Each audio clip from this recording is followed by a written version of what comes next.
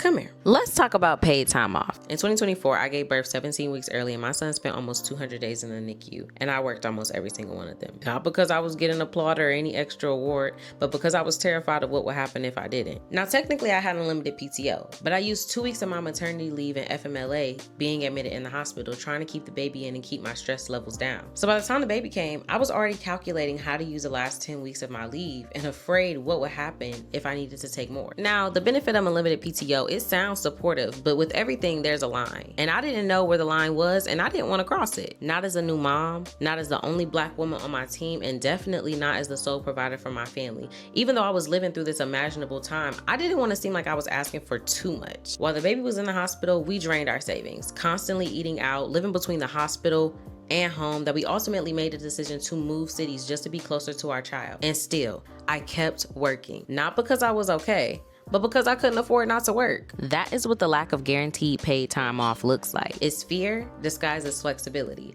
It's pressure, it's missed moments, it's survival. Because let's be honest, if I had protected and structured time to rest and recover, I wouldn't have had to choose between being present for my baby and keeping my family afloat. There is no reward for pushing through, and absolutely no medal for making it work when a system doesn't work for you, and no family should have to choose between care and a paycheck. We don't need praise for our resilience. We need policies that respect our reality. And this is exactly why I'm joining the 75 million to demand what should have never been optional: paid time off for every worker in America. Learn more and take action at the 75million.org.